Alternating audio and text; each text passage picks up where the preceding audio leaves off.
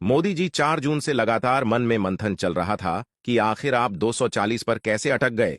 फिर कई बातें विचार करने योग्य निकली। 1 वर्ष 2014 में देश में चुनाव आया तो आपने कहा, मैं प्रधानमंत्री नहीं हूं, मैं तो प्रधान सेवक हूं। देशवासियों ने जबरदस्त स्वागत किया। बदले में आपने देश हित में कई महत्वपूर्ण कार्य किए। मजा आ गया। मजा आ गया। 2 समय बदला और 2019 में आपने कहा कि मैं तो देश का चौकीदार हूं। आपने चौकीदार की अर्जी दी। देश की जनता ने पहले से भी ज्यादा भर भर के आशीर्वाद दिया। और इस दूसरे टर्म में आपने पहले की अपेक्षा देश हित में और कई अभूतपूर्व काम किए। साथ ही संसार में यश और नाम खूब बढ़ा।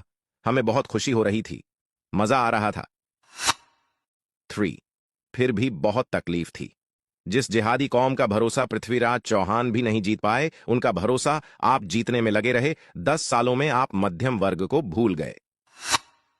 4 अमीरों को मांगने की जरूरत नहीं होती। गरीबों को राशन मकान दे रहे हो, फिर मध्यम वर्ग को क्या मिला, कभी सोचा नहीं सोचा? अल्पसंख्यकों को मिलाने के लिए आपके अनूठे प्रयोगों से कोर वोटर नाराज होते रहे। ये आपने ही कहा था ना कि मुसलमानों के एक हाथ में कुरान और दूसरे हाथ में कंप्यूटर होना चाहिए। ठीक, बिल्कुल ठीक। फिर हिंदुओं के हाथ में क्या होना चाहिए? कभी बताया नहीं आपने।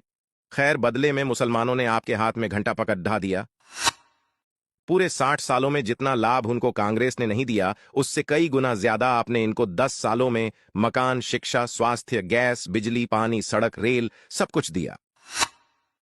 5 आपके फैसले से आपके लोग दुखी हुए, फिर भी आपके साथ दुखी भाव से खड़े रहे। लेकिन जब चुनाव का वक्त आया तो आपने सरकार बचाने या चुनाव जीतने का नारा ही नहीं दिया, जबकि साइकोलॉजिकल नैरेटिव अब की बार 400 पार का कर दिया।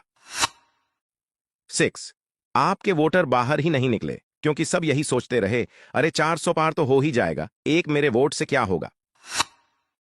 7 आपने कांग्रेस, राहुल गांधी और विरोधियों को सड़क पर उतार दिया। आपसे दूसरी बड़ी गलती यही हो गई। 8 बंगाल में आपके कार्यकर्ता मरते रहे, प्रताड़ित होते रहे, रोते रहे, कलपते रहे, मगर पूर्ण बहुमत की सरकार होते हुए भी आपने कुछ नहीं किया।